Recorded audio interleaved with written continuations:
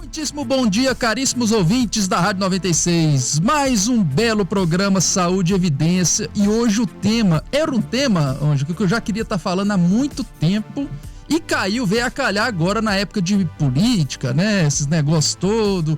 É o tema das drogas. Será que realmente as drogas é uma droga mesmo? Será que faz bem ou não?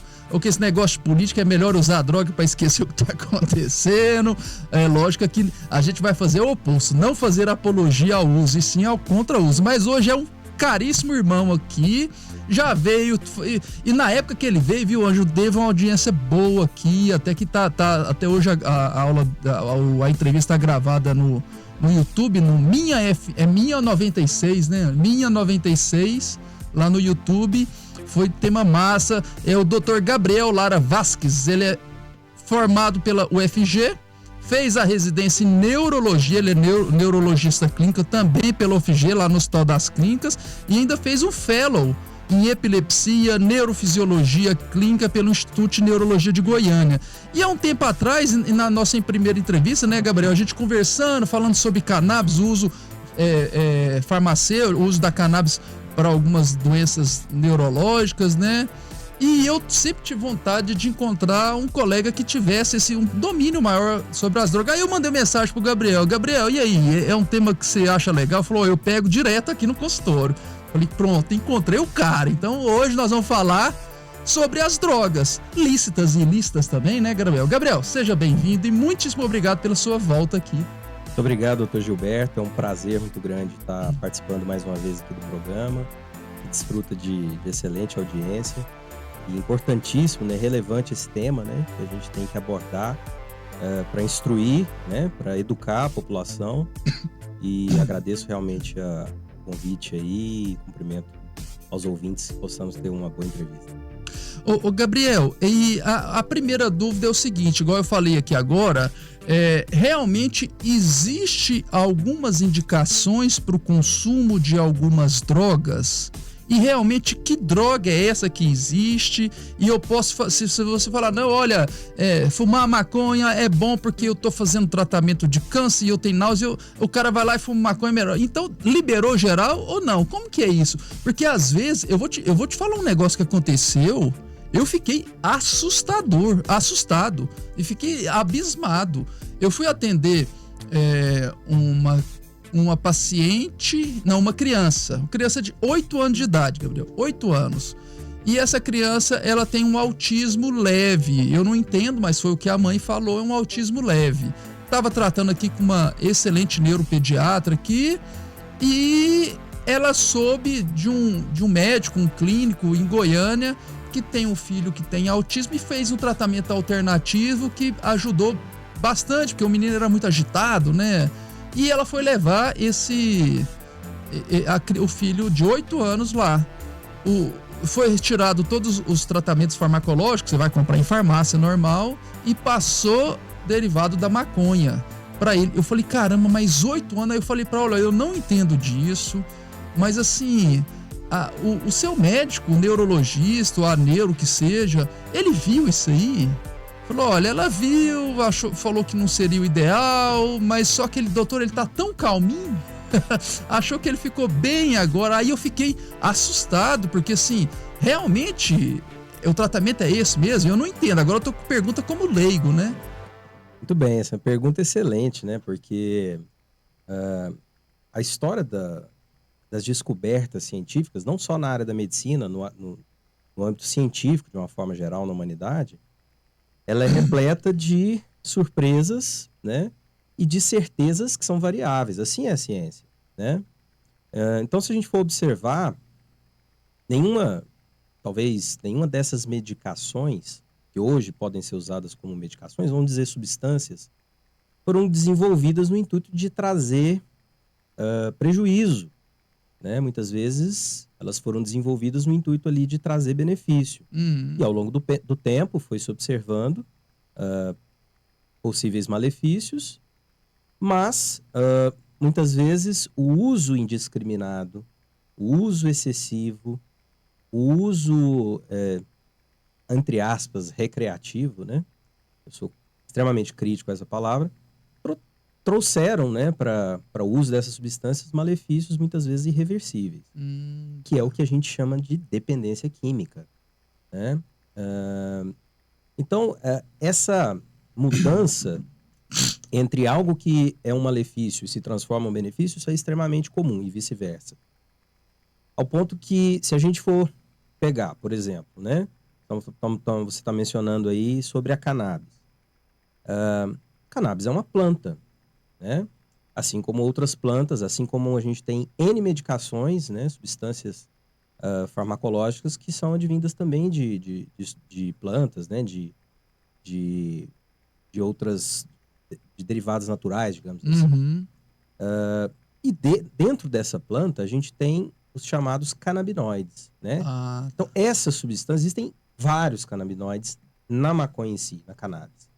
Elas podem ser utilizadas para o tratamento medicinal, sim.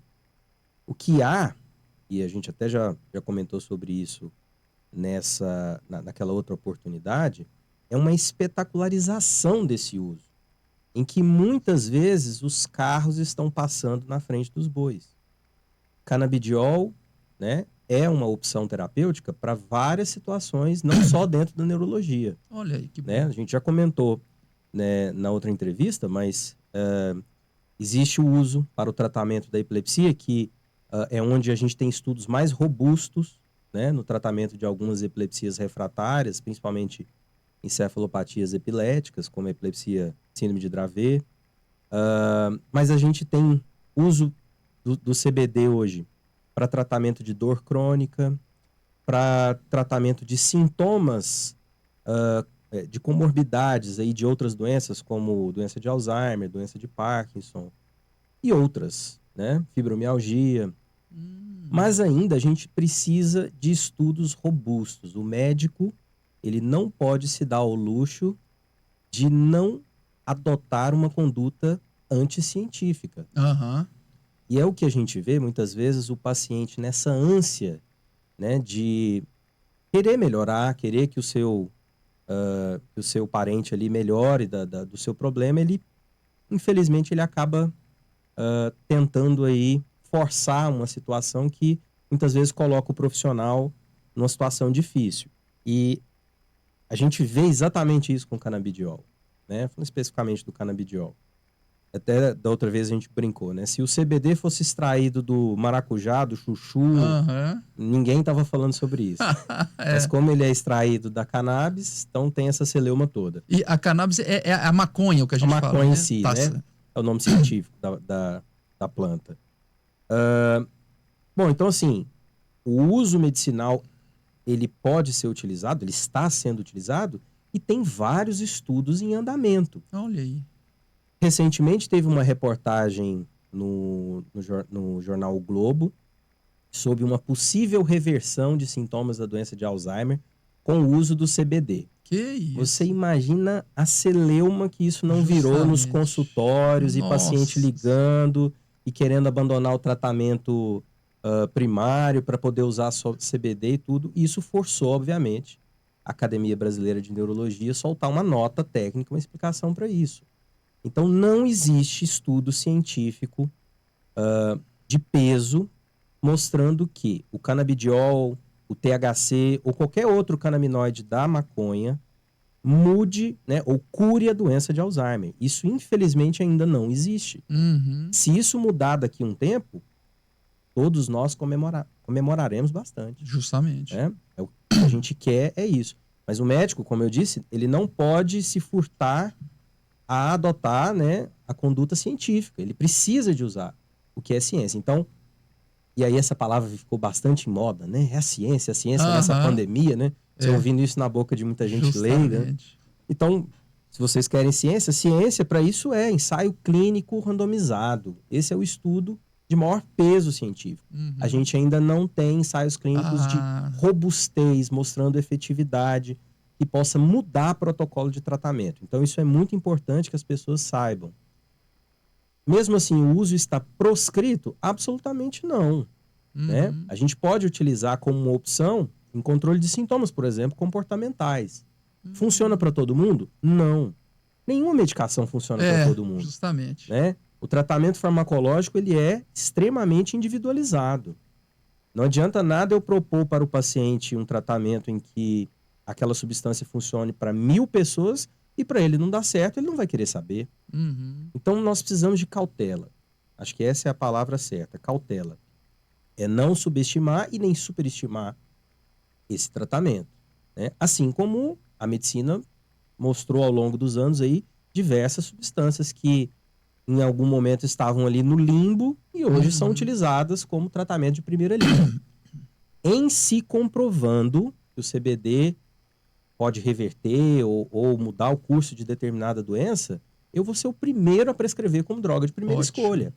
Mas hoje nós ainda não temos nenhum tratamento no campo da neurologia e das outras que utilizam CBD como droga de primeira linha. Isso ainda não existe.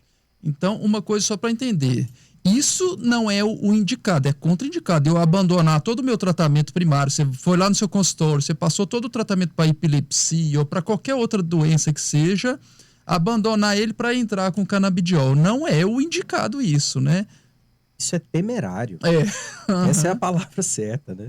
Agora, uma pergunta de leigo também, acho que todo mundo vai querer. Eu nunca usei droga nenhuma. Aliás, a droga que eu usei foi lista, né? O álcool, né? Aliás, só ele, que nem o cigarro eu nunca uso.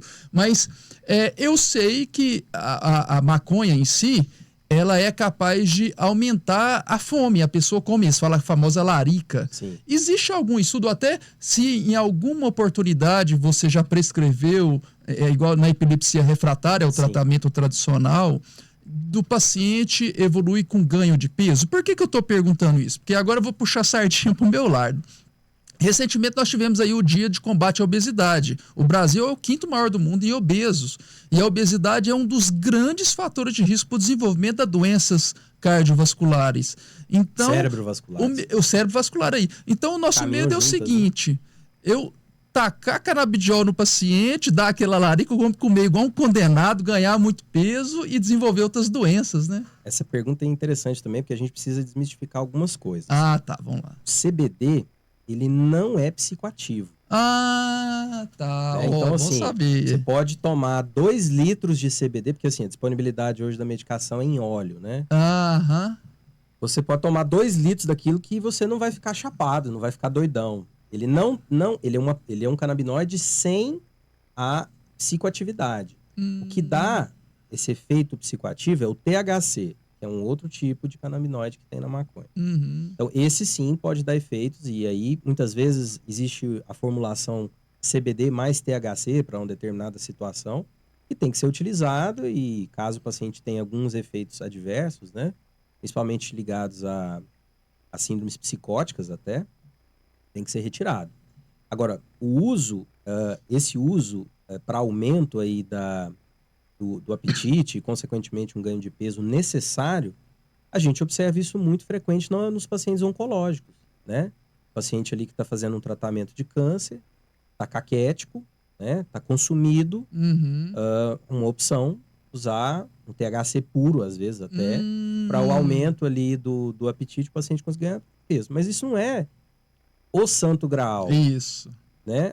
Há tratamento até com esteroide anabolizante para esse paciente. Ah, sim. Para que ele ganhe a massa muscular e aumente aí o seu ganho ponderal.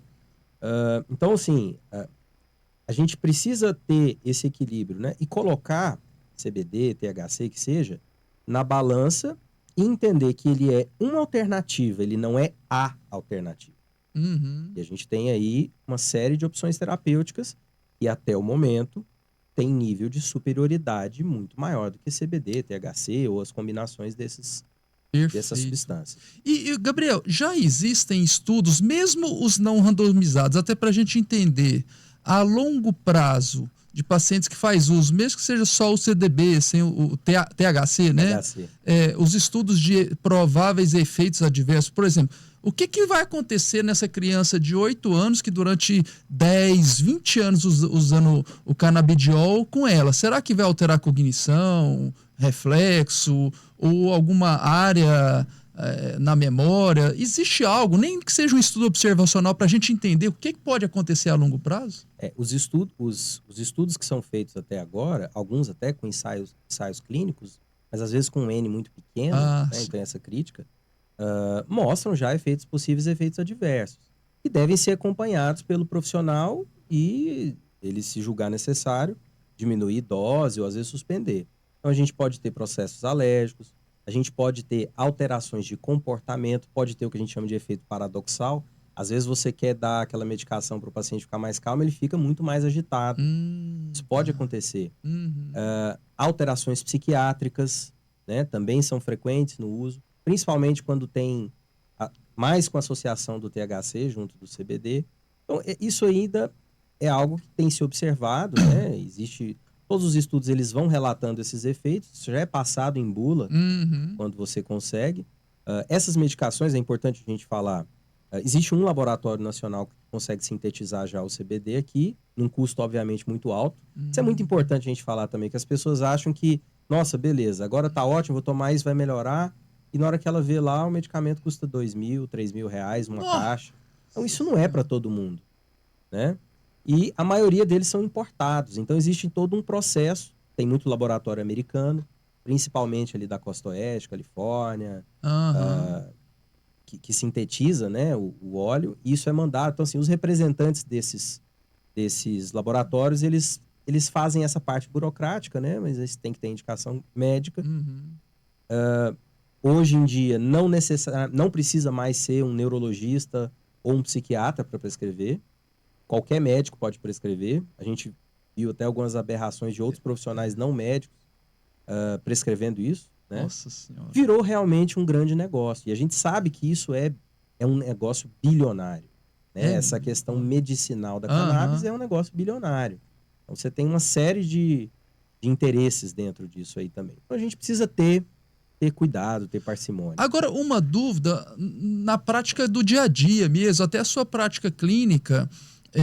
porque, igual você falou, é um remédio caro, R$2.000, né? Importado, às vezes, quem sabe até um pouco mais.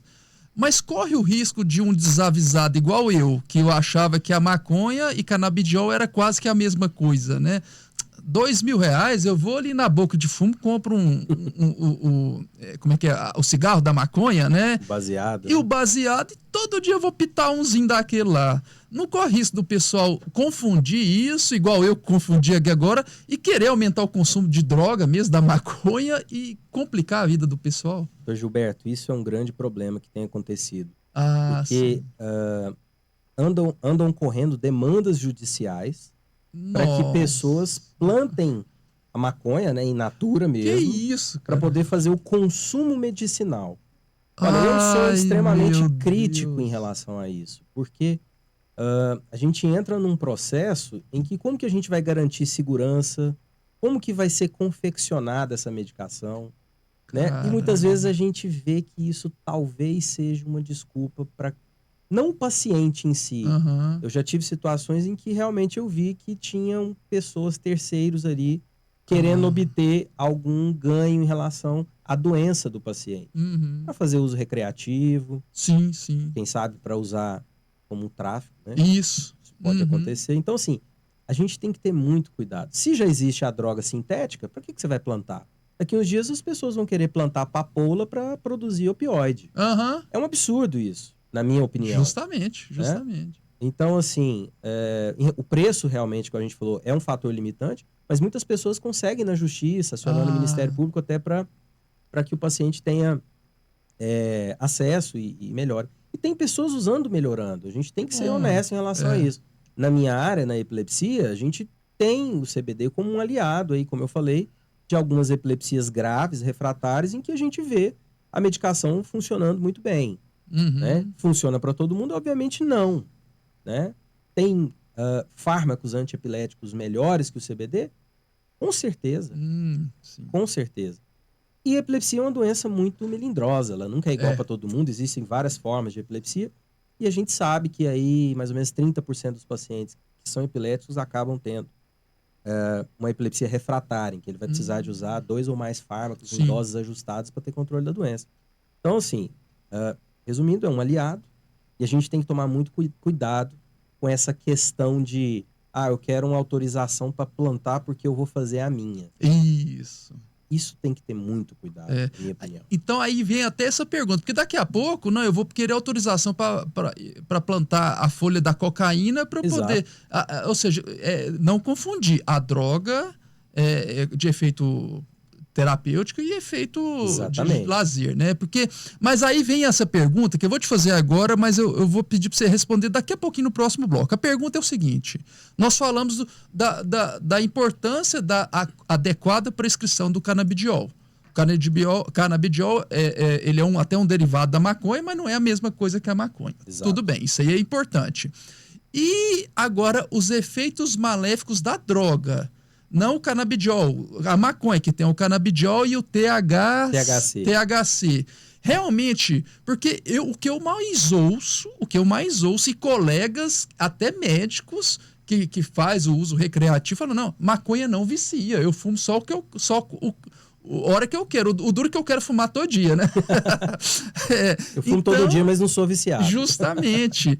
E realmente, a maconha, ela é maléfica, agora a droga mesmo, a droga ilícita maconha, ela é maléfica, o que ela pode causar no cérebro, efeitos psicoativos, ou até transtornos psiquiátricos, né? E outros mais. Mas segura essa resposta, que nós vamos rapidinho para o intervalo e no próximo bloco você vai me falar sobre isso. Estamos de volta no programa Saúde e Evidência, aqui no segundo bloco.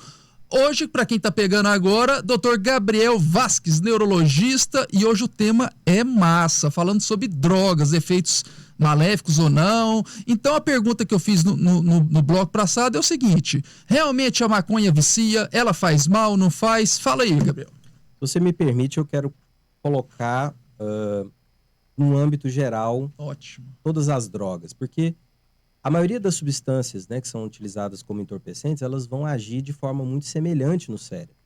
Sim. Então é necessário que a gente entenda que nós temos um sistema no nosso cérebro, que é o sistema de recompensa cerebral, e os estudos em cima da dependência química, eles adviram muito do reconhecimento desse sistema.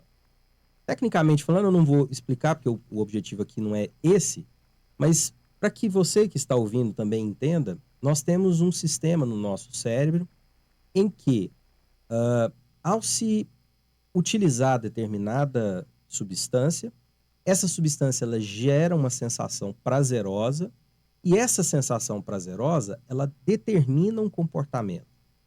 Isso é saudável e natural. Por exemplo, alimentação. Quando nós alimentamos, nós sentimos prazer ali no alimento, isso vai nos levar a ter o quê? Comportamento de sempre se alimentar. Isso é instinto vital do ser humano. Atividade sexual, por exemplo, também é um outro estímulo. E aí, o problema está no treinamento, digamos assim, artificial desse sistema, onde você vai sobrecarregar esse sistema de forma artificial. E aí, o que determina o que a gente chama de dependência química? Duas coisas. Reforço positivo e reforço negativo. O que é isso? Reforço positivo é quando a pessoa busca uma sensação de prazer em determinada substância. Então, ele usa aquela substância, ele sente um prazer muito grande, e esse prazer ele é modulado especificamente com um neurotransmissor chamado dopamina. Né? Então, e essa via dopaminérgica ela é fundamental para a gente entender o processo e até no tratamento, inclusive. Né? Então, o sistema dopaminérgico ele está implicado com córtex frontal, que é uma região do nosso cérebro pré-frontal, em que é através dele que nós temos uma coisa chamada autocontrole. Olha aí. Isso é perdido naquele paciente dependente bom químico. Saber. Então ele perde. Esse sistema também ele está conectado com o sistema límbico, que é um sistema no cerebral, dentre outras coisas, mas que está ligado ao prazer, às sensações de prazer e a parte de emoções, praticamente. Sim. Né? Então, a perturbação desse sistema leva o paciente a desenvolver a dependência química. Então, nós falamos de reforço positivo e tem ainda o reforço negativo, que é quando aquele paciente já está viciado naquela substância e, ao começar o efeito dessa substância diminuir, ele começa a ter sintomas ruins, ansiedade, tensão, estresse, taquicardia, sintomas desautonômicos, e aí ele vai procurar usar a substância novamente para aliviar aqueles sintomas negativos. Olha. Esse é o reforço negativo. Então, compreendendo isso, a gente começa a desnudar aí a dependência química. Então, toda substância, seja ela lícita ou ilícita, que atua no sistema de recompensa cerebral, pode levar um paciente a ter dependência química. Isso, naturalmente, gera uma pergunta. Então, todo mundo que usa determinada substância vai ser um dependente químico? Não. Por quê? Existem fatores que predispõem o indivíduo a ter dependência química. Genética. Então, a gente sabe, muitas vezes, na dependência do álcool, por exemplo, existem genes implicados em 50%, quase, Nossa. de pacientes que são etilistas crônicos, né? Alcoólatras. E outras substâncias também. Então, existe uma predisposição genética que o indivíduo que, às vezes, ao utilizar poucas vezes, vai acabar se tornando um dependente químico. Existem os fatores ambientais. E a gente não pode deixar de lembrar de fatores socioeconômicos. Indivíduo onde ele tem um núcleo familiar forte, onde ele tem um apoio familiar, onde ele tem uma boa educação, onde ele cria laços fortes, né, que vão deixar ele resiliente para a vida, ele tende a utilizar menos substâncias procurando essa sensação de prazer que ele vai canalizar em outras coisas, no estudo, no trabalho, nas relações sociais, legal, né, nas relações amorosas, que seja. Então, é necessário que a gente tenha esse entendimento para a gente compreender o que leva a pessoa a utilizar isso. Sim. Agora, se a gente partindo então dessa premissa, tudo pode ser viciante ou não. Vai depender da dose, de como você vai utilizar. Tem pessoas que, por exemplo, vamos falar da maconha, que é uma coisa que está mais em voga, mas tem pessoas que fumam ali o seu baseado ocasionalmente e não necessariamente são um dependente químico. Como é que eu vou saber se eu sou um dependente químico? Existe uma série de scores que a gente usa, né? Tabelas. Tá. Tem uma muito boa do DSM-5, né? Que sugere. E aí você classifica esse paciente através de perguntas, né? Frequência do uso, etc e tal. E você vai estratificar, dando notas ali. E dentro dessa estratificação você pode definir se ele tem sintomas leves de dependência química, moderada ou grave. Tem vários questionários que abordam o paciente dentro disso aí. Então, há pacientes que usam esporadicamente e isso não atrapalha a vida da pessoa. Ele continua exercendo ali a sua função laboral perfeitamente. Ele continua sendo um bom pai, né? Um bom marido. Ele continua fazendo o que ele tem que fazer, um bom estudante, enfim. Mas há pessoas que perdem essa mão. E como a gente vai saber? Não tem jeito. Nós acabamos de falar aqui que o mecanismo genético ele é muito importante. E se você tiver uma genética desfavorável, você vai entrar numa canoa furada. Você vai utilizar aquilo ali sem saber se você tem predisposição para ser um dependente químico. E nós falamos de dependência química como doença. O dependente químico é uma doença, assim como o diabético, o hipertenso, o cardiopata, e que precisa ser abordado de forma holística. Muito bem, então, sabendo disso, o que nós aconselhamos é que não faça o uso, não pague para ver. E nós temos uma parcela, doutor Gilberto, muito vulnerável, que são os adolescentes. E aí já puxando o gancho da sua última questão, que é a questão dos efeitos adversos. Então, falando, né, da maconha em si, a gente tem uma preocupação muito grande do uso da maconha em adolescentes. Já tem trabalhos robustos mostrando uma associação muito forte entre o consumo de cannabis antes dos 18 anos com o desenvolvimento de esquizofrenia, por exemplo. Nossa! Agora você imagina a gravidade disso. Que isso? Esquizofrenia é uma doença que muda a vida da pessoa completamente, a vida toda. Há uma cisão muito grande em relação, daí vem o nome etimologicamente falando, mas então é uma população extremamente vulnerável. E a adolescência, e segundo a OMS ali, gira em torno de 10 a 19 anos, o adolescente por si só ele é vulnerável. Ele tem essa necessidade de muitas vezes contestar, experimentar coisas novas. Ele tem essa necessidade de procurar, né, coisas que vão estabilizar ele, muitas vezes, como um indivíduo na fase adulta. E aí, infelizmente, por isso que eu faço muita crítica a esse uso recreativo. Porque nós temos essa parcela da população extremamente vulnerável, em que essa substância ela pode ser extremamente nociva para o resto da vida desse paciente. É brincar de roleta russa, né? Exatamente. O cara coloca uma arma, uma bala no canhão lá e roda e atira até uma hora que naquele que vai primeiro o tiro vai ser o que vai acertar. E aí a gente cria uma outra situação, né? Nós comentamos aqui do sistema de recompensa cerebral e falamos do lobo frontal, lembra? Pré-frontal, autocontrole. Então esse paciente dependente químico, ele perde completamente o autocontrole, ele não consegue mais sair daquilo. Não adianta você chegar e sentar um indivíduo que é dependente químico para conversar. Você não vai conseguir convencer ele numa conversa, porque o cérebro dele, bioquimicamente falando, não consegue mais deter essa impulsividade que vai levar ele ao consumo da substância. Então é necessário que ele faça o tratamento, muitas vezes farmacológico, muitas vezes até internado, para que ele saia desse período de intoxicação da substância, para que o cérebro dele regularize novamente, né, esse sistema de recompensa cerebral, e aí sim ele tem a condição de fazer um julgamento de si mesmo, um julgamento da sua conduta e procurar sair dessa dependência. Então é muito importante que a gente entenda isso, e trate a doença, a dependência química, seja ela de maconha, álcool, tabaco, né? E muitas vezes o cara que, né, o cidadão que utiliza cannabis, né, maconha, ele gosta muito de justificar, mas e o álcool?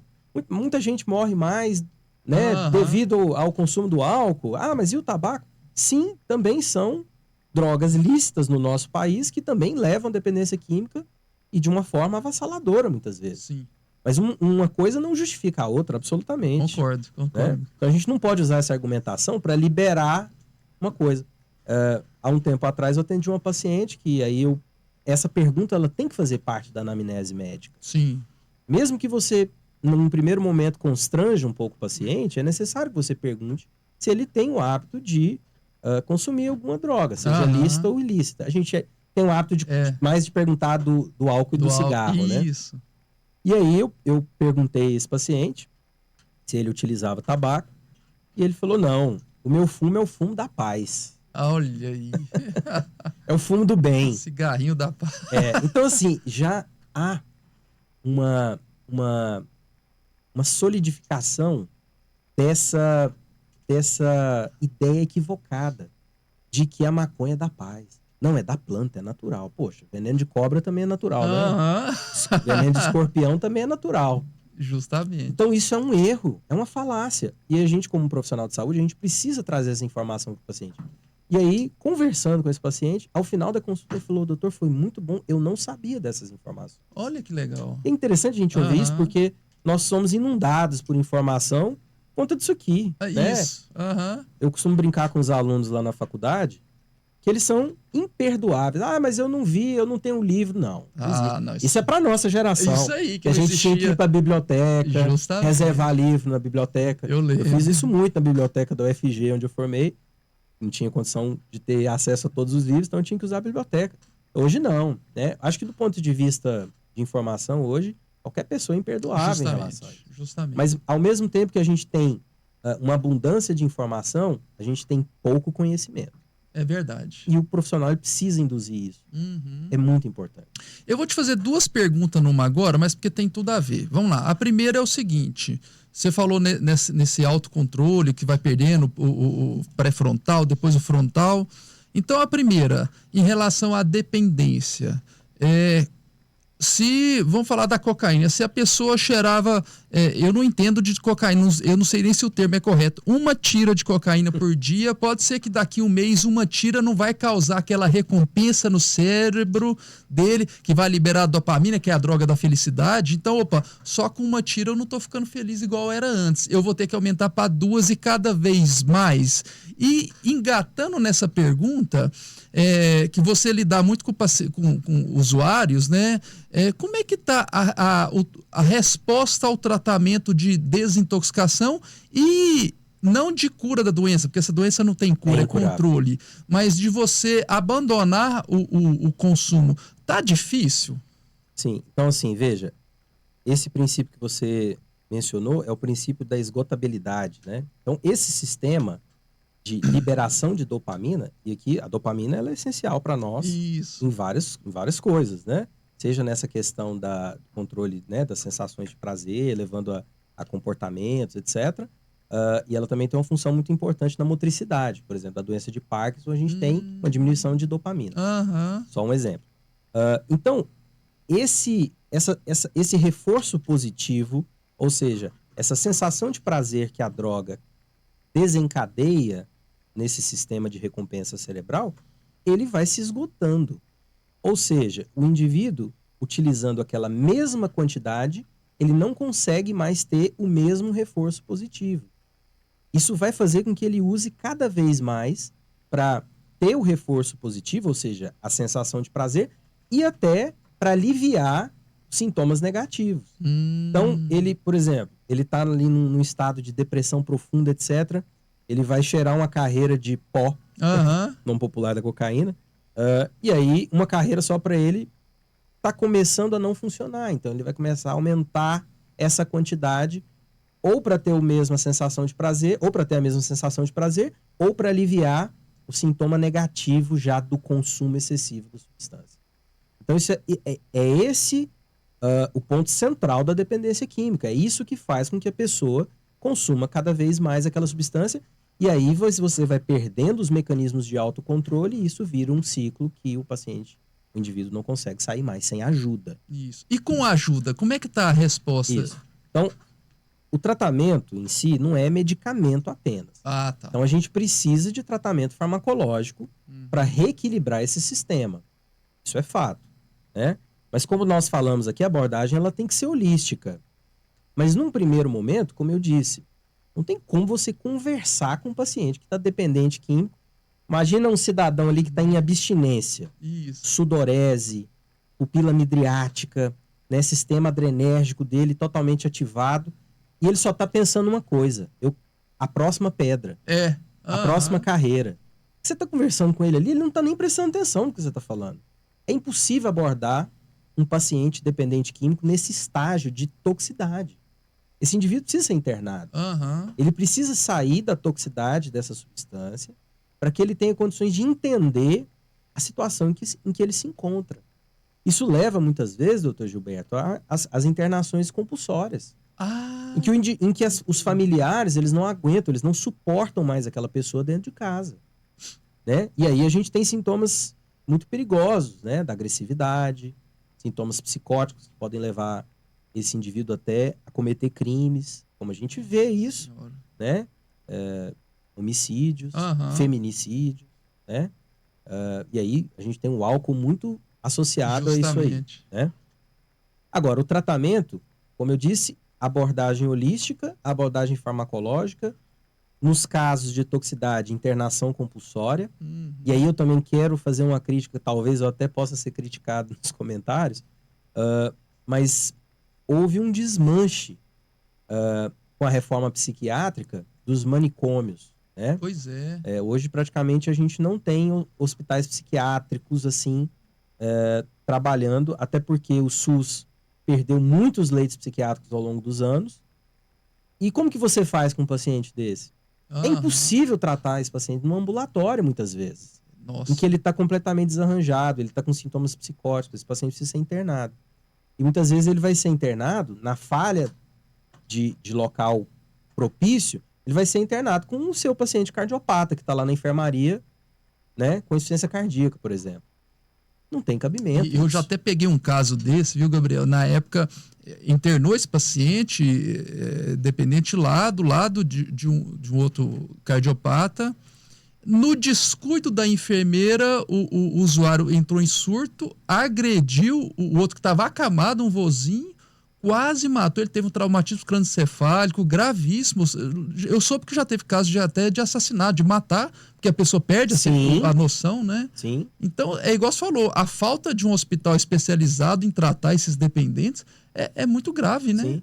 Eu conheço poucos colegas né? Tem mais psiquiatras trabalhando nessa linha, que hoje tem hospital voltado a isso, né? Tem um colega especificamente lá em Goiânia, que tem uma experiência muito grande, um psiquiatra, em dependência química, que nas redes sociais ele chora ali as mágoas diariamente dos problemas que ele tem. Caramba. Tanto em relação a que ele não tem muitos leitos, e aí ele tem uma demanda reprimida gigantesca, isso porque o hospital também funciona no particular. Nossa Senhora. E aí os leitos que ele tem disponíveis para o SUS lotam muito rápido, e aí daqui a pouco ele recebe uma intimação judicial, o paciente consegue, né, vencer uma demanda judicial ali, obrigando a internação, e ele vai fazer o quê? Vai internar a pessoa no chão? Né, na cadeira, né? Então, assim, veja o problema que nós temos aí por conta dessa demonização, digamos assim, desse sistema manicomial. É lógico que o modelo do passado pecou em muitas coisas, o que levou a essa reforma. Mas isso precisa ser discutido. A gente precisa ter local para esse paciente. E aí a gente entra muito também naquela outra abordagem, na abordagem do acolhimento, naquela fase em que o paciente saiu daquela toxicidade, ele começa a restabelecer o seu autocontrole, ele precisa de psicoterapia, ele precisa muitas vezes de ter um núcleo familiar forte, ele precisa de assistência religiosa. Tem muitos lares aí, né, que cuidam, né, dos narcóticos anônimos ou outros. A gente vê que muitos deles têm essa associação com a parte religiosa, seja espírita, cristã, protestante, de uma forma geral, católica. Eles fazem um trabalho fundamental, fantástico, né? Em que o indivíduo realmente consegue mudar. Agora, como nós falamos aqui, a dependência química não tem cura. Esse paciente ele pode ter recaídas ao longo da vida. Então é muito importante que ele, entendendo esse processo, que ele é um doente e carrega uma doença crônica e vai ter que lidar com ela o resto da vida, ele precisa ter esse núcleo social fortalecido para que ele tenha êxito no tratamento. E às vezes, Gabriel, a impressão que eu tenho que os efeitos maléficos das drogas, que sejam lícitas ou ilícitas, né, ainda é algo muito recente. Eu vou te falar por quê. Na nossa época, década de 80, em 1984, o maior compêndio de psiquiatria que existia no mundo já falava: o uso da cocaína de uso crônico e diária é ruim. Mas se você usar de maneira moderada de 2 até 3 vezes por semana, não faz mal. Cara, a literatura mais importante de psiquiatria no mundo, agora, 1984, é recente, né? Falar umas coisas dessa. Como é que pode, né? Isso que a gente comentou, né? O Freud, né, nos seus estudos, né, a gente comentava aqui em off, teve essa questão do uso da cocaína, né? Ele achava que aquela substância iria ajudar, inclusive, para tratar a dependência química de outras substâncias, como morfina, heroína, etc. Mas isso, assim, né, como a gente já falou, a gente não pode usar a régua de hoje para julgar essas pessoas do passado. Né? Ali, naquele momento, ele não tinha realmente o conhecimento necessário. Ele não detinha o acervo de conhecimento necessário para poder entender que aquela substância era muito mais prejudicial. Sim. Ela levou, muitas vezes, né, porque é uma droga, cocaína em si, psicoativa, né, que causa uma euforia, uma excitação muito grande, essa descarga dopaminérgica, e o paciente ele tem uma melhora muito grande, ele fica mais atento, ele fica mais receptível à informação, ele desenrola muito mais fácil, o humor dele sobe lá em cima. O problema é isso cair abruptamente depois do fim do efeito e entra dentro daquele reforço negativo que a gente comentou. Então, essa é a evolução natural da ciência, né, da medicina de uma forma geral, em que, muitas vezes, em 1970, 80, determinada substância poderia ser utilizada para uma determinada doença e hoje ela é absolutamente abolida. Nós comentamos aqui da talidomida, né, na utilização para tratar hiperêmese gravídica, e hoje isso é um médico prescreve talidomida para uma gestante para tratar, né, vômito em excesso, né, ele vai pra cadeia. Justamente.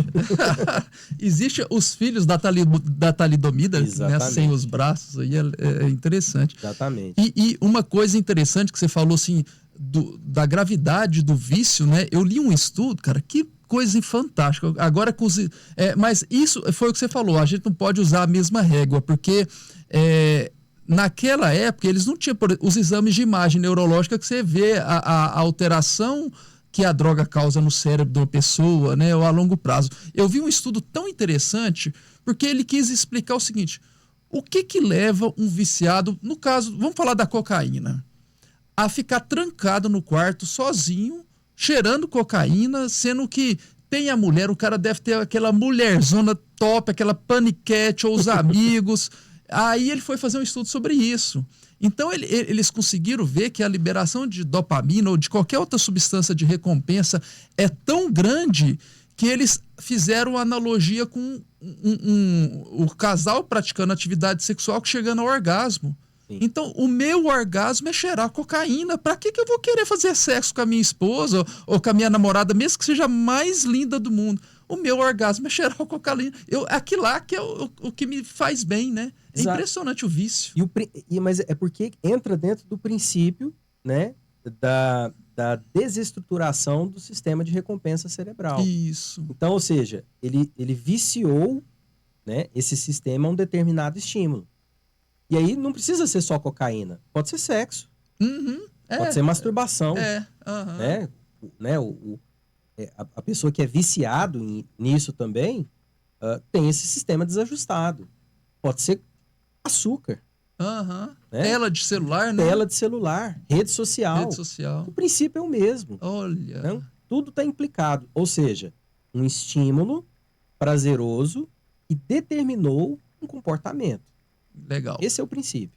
Eu vou te fazer uma pergunta polêmica, mas não é tão polêmica assim. Mas nós vamos responder no próximo bloco. Mas a pergunta eu já vou deixar em aberto agora.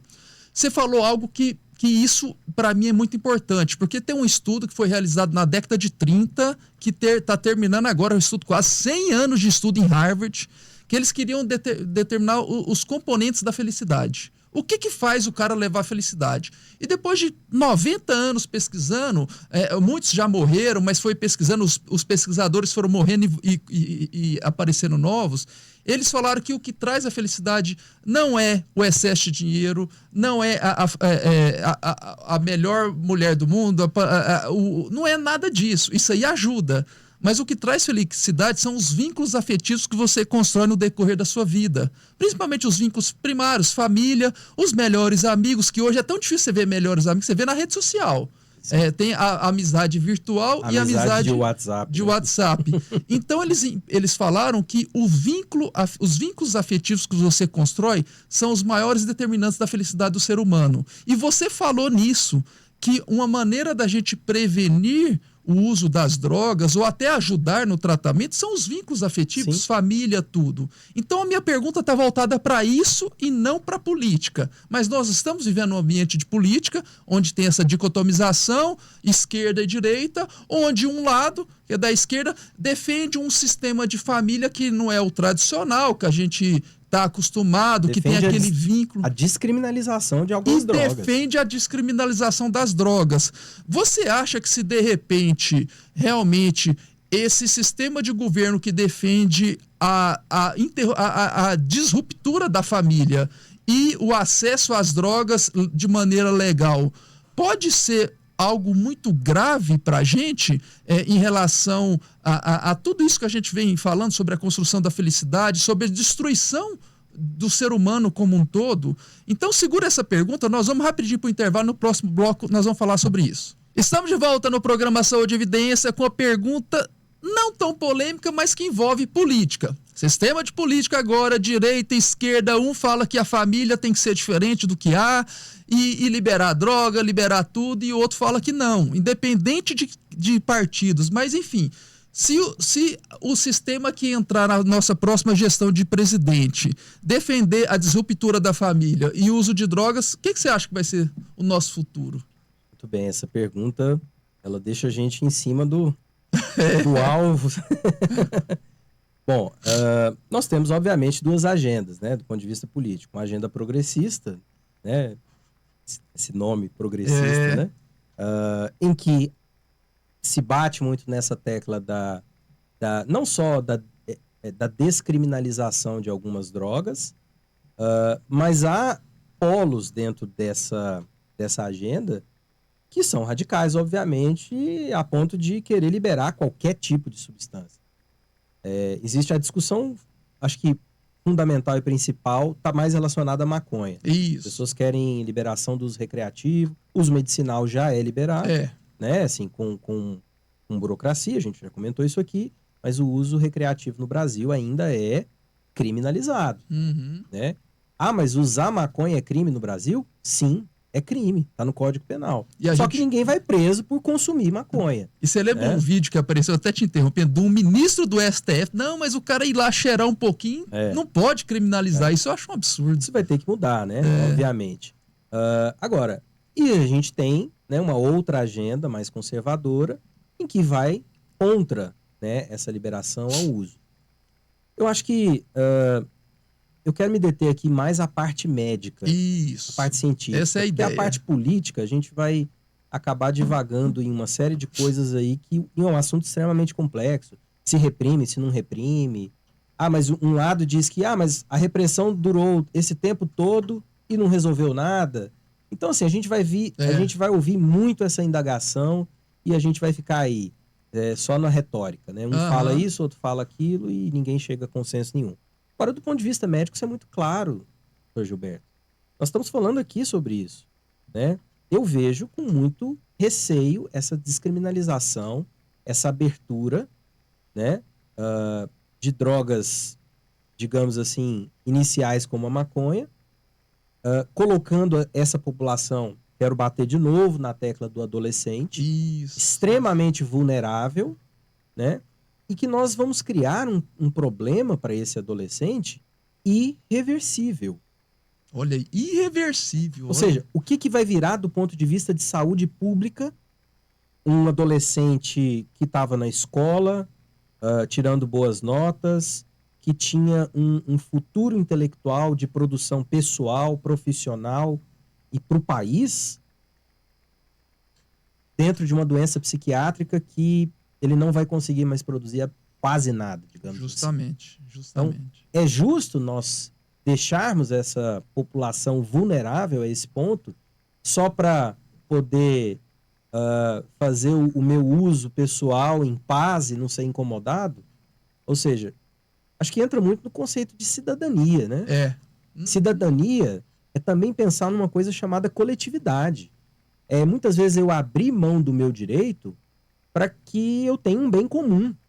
É aquela questão do vizinho que ouve o som muito alto, né? Ele acha que todo mundo precisa ouvir a música que ele está ouvindo. Ou seja, ele não pensa no outro, ele está pensando só nele ali. Então a gente precisa pensar dessa forma. Isso aí, uma opinião minha, né? Obviamente, vejo com muito receio essa descriminalização, não só por conta da população adolescente vulnerável, mas por saber já dos riscos que a dependência química e muitas vezes a maconha funcionando como uma porta de entrada é um pleonasmo, né? Toda porta de entrada, mas assim, funcionando como um caminho ali muitas vezes para outras substâncias. Isso não é mito. Justamente. Isso não é mito. Muitas vezes pode acontecer. E o adolescente também, ele é muito vulnerável em relação a isso. Porque o adolescente busca muita aceitação no seu grupo social. Então, muitas vezes ele, todo mundo tá fumando baseado, ele começa a fumar. Aí chegou um que trouxe uma pedrinha ali de crack. E aí um entra, o outro vai, e ele, para não ficar constrangido e não ser taxado ali de careta, careta é da nossa geração, ele vai e consome. Então, veja, né? Há sim um caminho tenebroso. Isso precisa ser colocado em pauta, isso precisa ser discutido. Nós não estamos aqui para propor soluções mágicas, né? A gente está aqui debatendo sobre um problema que, do ponto de vista médico, isso é muito claro. Há um tempo atrás, essa entrevista talvez tenha uns 2 ou 3 anos, eu acredito que seja o doutor Acioli, da Faculdade de Medicina da USP, que debateu no Roda Viva sobre isso. Que legal! E a gente vê, muitas vezes, um comportamento mais progressista da imprensa, principalmente a imprensa maior, né? O consórcio. Isso! Né? De suavizar o consumo da maconha, né? E a gente lembra, doutor Gilberto, que no passado isso foi feito com o tabaco. Era estiloso fumar. Você lembra? Aquela propaganda da Marlboro, o cara todo bonitão. O cavalo lá, né? Exibindo saúde, virilidade. Né? E depois descobriu que o tabaco causa impotência. E aí o cowboy caiu do cavalo. É verdade. Então, isso é algo que eu acredito que vai chegar na cannabis, na maconha, em determinado momento, né? E nós estamos assistindo, por exemplo, países próximos aqui. Vamos falar Uruguai, que teve o consumo recreativo liberado. Aumento da violência. Isso. O aumento do tráfico, né?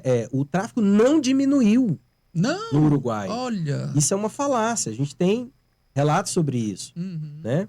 Sem contar que o que vai acontecer com esse dependente químico, vamos falar novamente da maconha, em relação à produtividade social. Se ele está dependente da maconha, o que ele vai pensar o dia inteiro? Fumar o dia inteiro. Fumar o dia inteiro. Você acha que ele vai para a escola? Você acha que ele vai pleitear aí um curso numa universidade, pensar no futuro? Né? E por trás dele, muitas vezes, tem o pai e a mãe dando duro para sustentar o vício dele, infelizmente. Né? Então, assim, eu vejo com muita crítica essa liberação. Eu acredito que esse não é o caminho. E, infelizmente, a gente tem que debater muito sobre isso e trabalhar muito na educação e na informação verdadeira e de qualidade para esse paciente, para esse indivíduo. E eu compartilho a mesma ideia sua e até a gente aprende muito com os erros. Você deu o exemplo aí do Uruguai, né, que não melhorou em nada, pelo contrário, piorou. Eu vou te dar um exemplo também em relação ao Canadá, que eu tive agora. Eu vou te contar uma história lá. Mas antes, falando nessa parte de prevenção, eu recebi um post aqui da clínica de vacinas chamado Saúde Livre Vacinas, que é a maior clínica, a franquia de vacinas do Brasil. E agora ele me mandou uma parte que não tinha como eu não falar, né? Que é da minha área. Olha, você sabia que existe vacina para os pacientes com doença cardiovascular? Existe. Eu falei, quais? Aí eles mandaram aqui, ó. São vacinas que a gente usa no nosso dia a dia, vacina da herpes zoster, a pneumococo, a 13 e a 23, a tríplice bacteriana, que é a DTPA, e a de gripe. Inclusive, recentemente, no dia 9 de abril, a própria SBIM, que é a Sociedade Brasileira de Imunizações, determinou, recomendando a segunda dose da vacina da gripe para os cardiopatas e até mesmo os idosos, como maneira de diminuir a taxa de inflamação das nossas artérias e diminuir o risco de derrame e infarto. Então tá aqui, vai a dica, vacinas da gripe, herpes, pneumo 13, pneumo 23, pneumocócica 13 e DTPA, Clínica de Vacinas, Saúde Livre Vacinas, localizado lá na Clínica Cardiofit. Mas falando também em prevenção, eu tive em julho, nas férias das minhas filhas no Canadá. A gente foi ficar um mês lá fazer curso de inglês. Fantástico, o país. Imersão, né? Isso, foi em Vancouver. Foi muito bom. E lá em Vancouver é liberado o uso da maconha. Liberado mesmo. Recreativo. Aquela coisa que você vai em cada esquina, tem uma loja vendendo, uma loja que vende o cigarro. E lá para você ter uma ideia, em Vancouver, o álcool é mais banalizado, é mais crime do que a maconha. Se você, por exemplo, comprar uma cerveja que você não acha em supermercado, só existe lojas específicas, né, de licor, que fala lá. Você compra uma cerveja que seja, se você sair com ela andando na rua igual a gente sai aqui, você vai preso. Estados Unidos tem essa Estados Unidos também, né? Então o professor falou, não faça isso, senão você vai preso. Mas se você, toda esquina você via o cara fumando maconha, cheirando cocaína, o crack e se aplicando. Então, aplicando bastante. E lá existe uma rua que é a Rua dos Zumbis. Foi a avenida mais famosa do centro da cidade, downtown lá, em Vancouver, chama Hastings Street. Então, se você colocar no Google lá, você vai ver eles filmando os zumbis. A Cracolândia do primeiro mundo. É a Cracolândia do primeiro mundo. E a gente passava de ônibus lá, Gabriel, eu ficava abismado. Minhas filhas olhavam aquilo e ficavam assustados com os caras se drogando na frente. E eles tendo aquelas crises de euforia, eles se contorciam, parecendo zumbi mesmo. Então, eles são apelidados como zumbis lá. Sim. Então é grave, porque a gente vê o mau exemplo de países que liberou, e lá eles falam, lá foi muito bom liberar, porque nós arrecadamos em um ano de 3 a 5 bilhões de dólares, ajudou a gente combater a pandemia de Covid. Ajudou, Você ficou com a saúde financeira do país boa, mas a saúde física e mental lá embaixo, né? Então, acabou com a população. Eu acredito que se fizer isso aqui, vai ser gravíssimo, né? Olha, com todo respeito, mas esse argumento é o argumento mais canalha, na minha opinião. Justamente. Né? Você argumentar que o ganho econômico, né, advindo aí de imposto, etc., justifica você trazer vulnerabilidade à população a um consumo, né, dessas substâncias, e aí trazendo todos os malefícios que a gente comentou aqui, isso é um argumento mais canalha. Acho que não tem outra palavra. Infelizmente. Né? Veja, será que realmente o traficante vai mudar de negócio? Você acha que o dono lá... vai montar a lojinha dele, né, para vender cannabis? O PCC, o chefe do PCC que vive do narcotráfico e de outras coisas também, mas ele vai falar pros líderes de gente, olha, normalizou, agora tá acessível, vamos mudar de outra coisa, vamos vender laranja, né? Vamos fazer... É óbvio que isso não vai acontecer. É óbvio que não. Né? Vai virar uma disputa ainda maior. Justamente. Porque quem vai comprar legalizado vai pagar mais caro, porque tem imposto.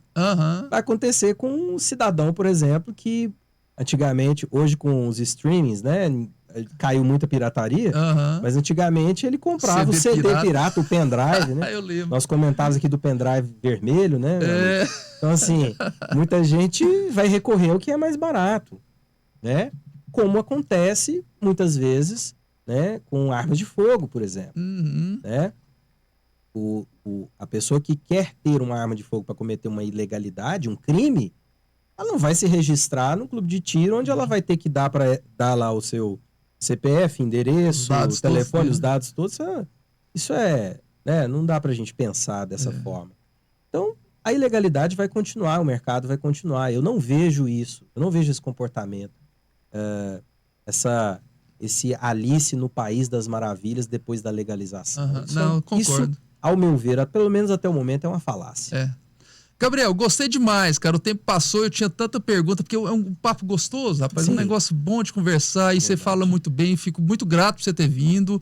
Eu vou finalizando nosso programa, deixar os segundos finais para suas considerações. E quem quiser te procurar, independente que seja para ajudar na dependência ou na área neurológica, onde que ele consegue te encontrar? Dá suas dicas aí. Tudo bem, eu agradeço mais uma vez o convite ao Dr. Gilberto, a Rádio 96 FM, né, nossa parceira aí. Estou sempre à disposição aqui, Gilberto. Vou te incomodar mais vezes. Viremos, com certeza. O meu consultório funciona ali na Day Medical Center, ali na Alameda Barrinha. Estou à disposição da população, de quem quer que seja, para poder ajudar. E realmente é um prazer muito grande falar desse assunto, muito importante, né? E sempre... eu venho porque é uma oportunidade de ouro que a gente tem de esclarecer e se a gente conseguir converter, né, um cidadão ali que estava no limbo entre usar e não usar. Puxa, eu ouvi Dr. Gilberto, Dr. Gabriel, fiquei instruído. Vou deixar valeu, vou canalizar minha dopamina para outra coisa. Isso aí. Vou pro estudo, vou pro trabalho, vou arrumar uma namorada legal, vou ter um relacionamento legal, enfim. Só isso já é a nossa recompensa. Já vale. Isso aí. Já vale. Gente, finalizando mais um programa Saúde e Evidência, vamos liberar o almoço da turma. Fiquem todos com Deus e muitíssimo obrigado.